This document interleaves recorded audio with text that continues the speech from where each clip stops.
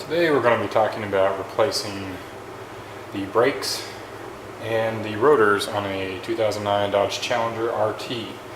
To get started, you're going to need to make sure that you have a socket wrench with a 19mm socket and a 15mm socket. You also need either a combination wrench with an open-ended wrench for both, or for the 15mm size, or a adjustable wrench. So to get started, we'll need to take off the caliper bolts that hold the calipers on so we can get to the brake pads. To do that, there are two bolts on the back side of the caliper back here that we're going to get to, and once we get those off, we can go from there and take the brake pads out.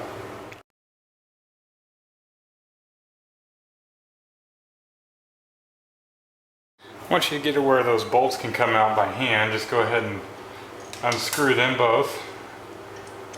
And then you don't want to let the calipers just hang there by themselves with the brake line attached. So they should come right off, just like so. What I like to do is put a piece of wire or twine or something, twist it around a little bit, make it a hang spot for it, and that way you're not hanging it by just itself, just by the brake fluid line. Now you're ready to take the caliper housing and brake pads off. So to do that, there are two other bigger bolts on the back side here that you'll need to use your 19mm socket wrench for.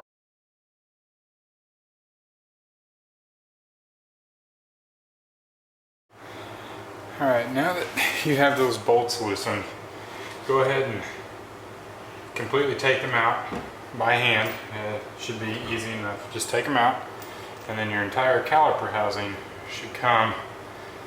Just you'll have to squeeze the brakes out a little bit, but they should come right off of there pretty easy. Now that we have the caliper housing off, I like to use a lot of this brake clean parts cleaner to clean off all of the gunk that's been on there for a long time.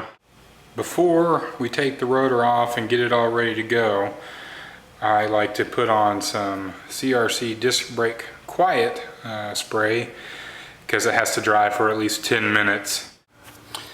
While we wait for the disc brake quiet spray to dry, we can go ahead and take the old rotor off, and you'll just pop that bad boy out of there, and the brake reservoir is right there.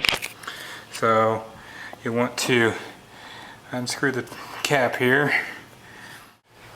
So I told you to keep your old brakes, as you're going to use those to compress the caliper piston. So what you'll need is a C-clamp and your old brake pads.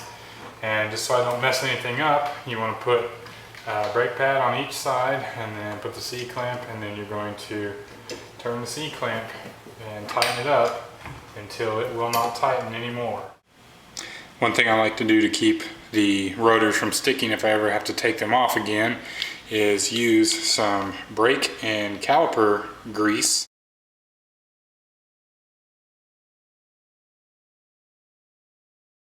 Alright, now that we have put the brake and caliper grease on our rotor and hub, we can go ahead and put the new rotor on the hub. The disc brake quiet on the back of your brake pad should be dry. If it's tacky, that's okay. You can go ahead and use them anyways. What you want to do is go ahead and put them in the caliper housing. There you go. Both just like that. They're all in there like they're supposed to be.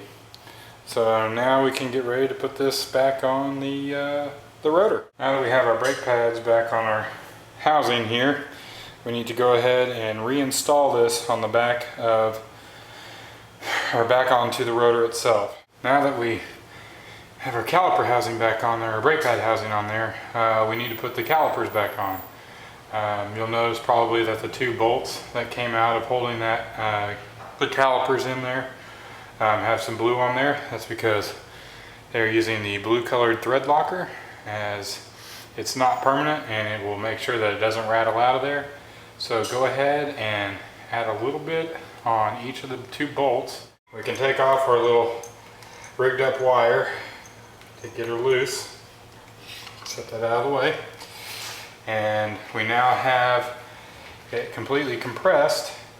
So just make sure that you push the brake pads in all the way that they can go so that they make room for the calipers that they have here. Once they're in there, should fit right over it. You may have to push in each of the nut or the bolt receivers on each side of it here so that you can get this thing on there. But once you've done that, now you just need to make sure that you get the bolts all put back in there. You have reattached the caliper. You need to go back up and close up the brake fluid reservoir and clean up any mess you got there and put the cap back on, and then go ahead and start up your car just into the electronic on position. Do not actually start the engine, and then you'll want to pump the brake a few times so that you can reseat the brake pads and the brake piston and get it all ready to go.